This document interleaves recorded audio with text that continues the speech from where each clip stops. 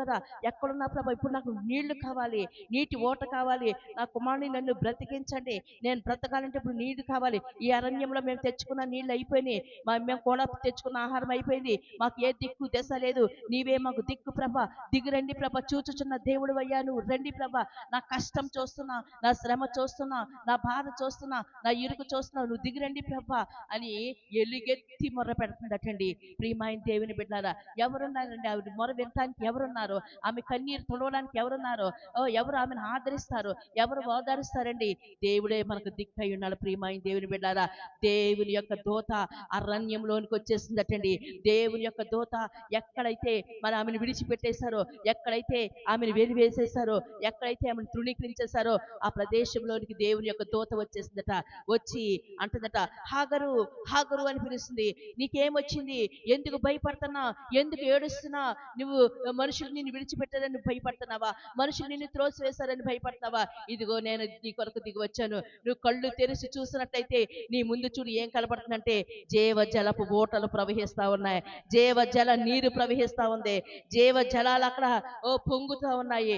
తీసుకెళ్ళి నీ బిడ్డకు పట్టించు, నీ బిడ్డ నువ్వు తాగి నువ్వు వెళ్ళు, నీ బిడ్డ నేను అత్యధికంగా ఆశీర్వదిస్తాను. ఇక్కడ ఎంతగా ఆశీర్వదిస్తున్నాడంటే దేవుడు ఏమంటాడండి, నీవు లేచి 18వ నీవు లేచి ఆ చిన్నవాణి లేగవనెత్తి నువ్వు నీ చేత పట్టుకుని వాణిని గొప్ప జనముగా చేసిన ఆమెతో చెప్పాను. మరియు దేవుడు ఆమె కన్నులు తెరిచినందున ఆమె నీళ్లు ఓట చూచి వెళ్ళి ఆ తిత్తిని నీళ్లతో నింపి చిన్నవానికి త్రాగనిచ్చిన. దేవుడు ఆ చిన్నవానికి తోడయ్యుండెను. అతడు పెరిగి పెద్దవాడే అరణ్యంలో కాపురముండి విలుకాడాయను. అతడు పారాను అరణ్యంలో ఉన్నప్పుడు అతని తల్లి ఐగుప్తులో ఒక స్త్రీని తెచ్చి అతనికి పెండ్లి చేశాను. ఇక్కడ చూసినట్లయితే ఆ పిల్లోడిని ఏం చేశాడు? దేవుడు ఆశీర్వదిస్తున్నాడు. నీ కుమారుడికి నేను తోడుగా ఉంటాను, నీ కుమారుని నేను ఆశీర్వదిస్తాను, నీ కుమారుని గొప్ప జనముగా చేస్తాను, నీకు అనేక గొప్ప వ్యక్తిగా నేను చేస్తాను.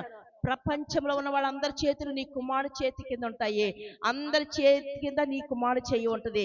ఎంతగా ఆశీర్వదిస్తున్నాడు ప్రియమైన దేవుని బిడ్డారా. ఈ రోజున మన జీవితంలో అనుకోవచ్చు, నాకు ఏమీ లేదు అని నువ్వు అనుకుంటున్నావా?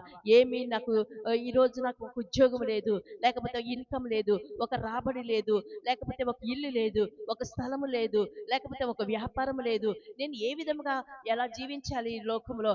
అందరూ బాగానే ఉన్నారు కదా, అందరూ బాగానే మరి సెటిల్ అయ్యారు కదా, నా పరిస్థితి ఏంటి అనుకుంటున్నావేమో. దేవుడు అందరికంటే నేను అత్యధికంగా ఆశీర్వదించే దేవుడై ఉన్నాడు, అందరికంటే అత్యధికంగా దీవించే దేవుడై ఉన్నాడు. ఎందుకంటే కష్టం వచ్చి